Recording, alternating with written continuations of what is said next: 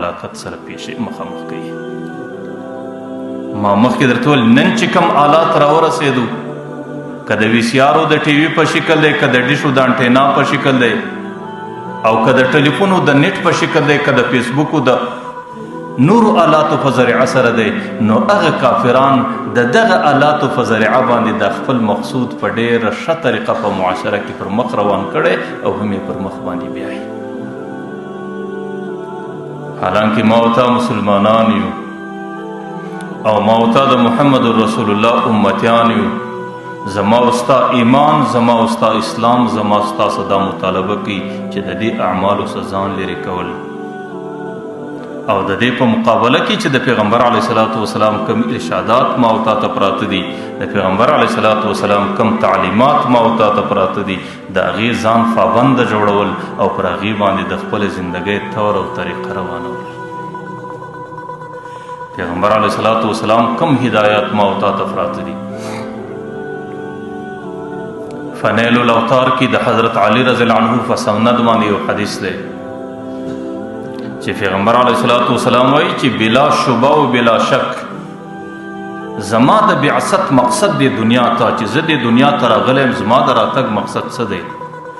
زما د راتګ مقصد دا دی چې په دنیا کې موسیقي او آلات د موسیقي زمات کم، او دنیا د دې څخه خلاصه کم، او دنیا د دې څخه فارغه کم،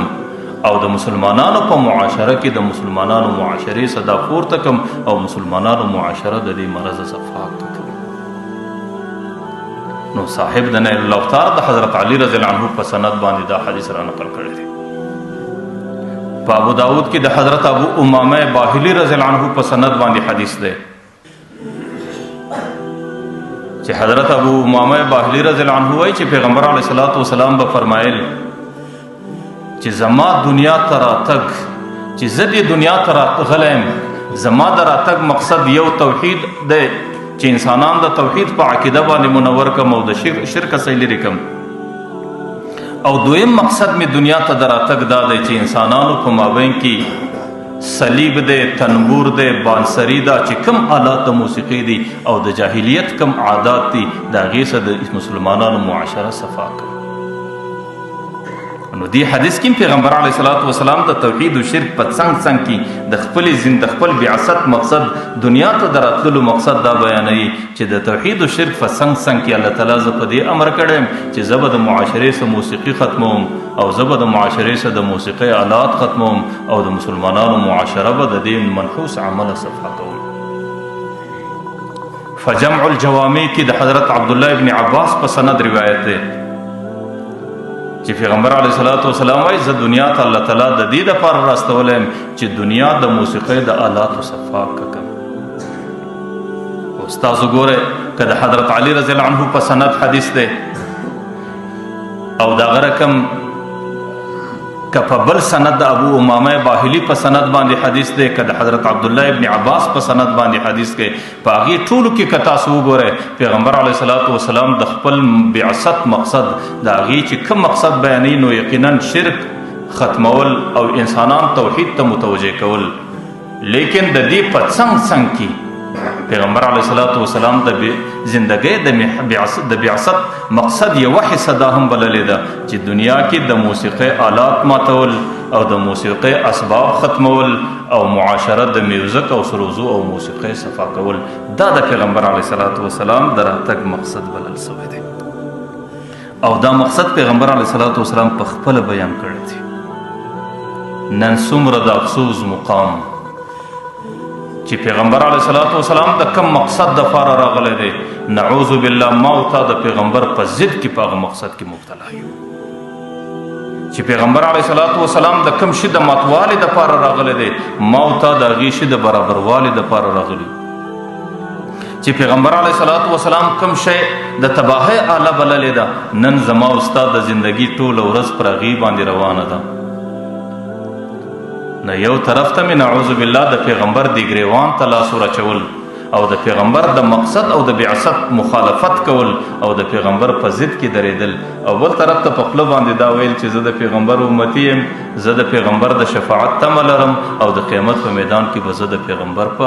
شفاعت او د پیغمبر په ډله کې راپورته کېږم. نو په عمل کې څه کوو او په خوله باندې مې څه دي. او د قیامت په میدان کې هغه شی معتبر دی چې د سړي په دې زړه کې د قیامت په میدان کې دا ایمانی ایمان دا لساني ایمان د سړي څخه یریږي. زه تاسو ته کله یو لطیفه بیانوم. یو بزرګ دی، هغې په کور کې طوطي پاللی دی. هغه طوطي ته د الله الله ور زده کړی دی، لکه عام طور طوطي خبرې زده کوي. نو هغه بزرګ ټوله ورځ هغه طوطي ته ناست دی، هغې د الله الله ذکر ورته کوي. نو بزرګ ته ډېر خوند درکوي او هغه طوطي دا ذکر ډېره مزه ورکوي. او طوطي هغه خپل اواز، هغه طبعي اواز چې د ټین ټین په شکل د دی په درخته ناست کوم اواز کوي، هغه د طوطي د مزاج ختم دی. نو یو ورځ د دې فنجري او قفس دروازه خلاصه پاته سوې ده. نو یو پشو چونکې عام طور د دې مرغه دښمنه ده، نو هغې راله هغه مرغه یې پورته کړي. چې کله په منډه باندې وړي، نو هغه طوطي د الله الله بجای هغه خپل اصلي اواز د ټین ټین په شکل کوي، خو د هغه بزرګ د سترګو څخه غایب کړي. نو هغه بزرګ سره د دې طوطي ډېر غم ورسره و. نو یو بل بزرګ ته وایي چې یو خو طوطي ولاړی، دویم په دې تعجب کې یم چې دې طوطي ته ما الله الله ور زده کړي و، او چې کله پښو دی پورته کوي نو دی د ټین ټین نارې وایي، الله الله لفظ ځینې هېر سي. نو هغه بزرګ ورته وایي چې ګوره د الله الله د ده پر دې ژبه و، او د ده په زړه کې هغه خپل طبعي اواز پروت. او چې کله د سختۍ ځای راسي، چې کوم شی ظاهرا د سړي پر ژبه وي، هغه د سړي څخه هېرېږي بیا. نو بیا په هغه ځای کې سړی د هغه شي تلفظ کوي چې کوم شي د سړي په زړه کې ځای نیولی. نو خدا نه خواسته هسې نه چې زما او ستا په زړه کې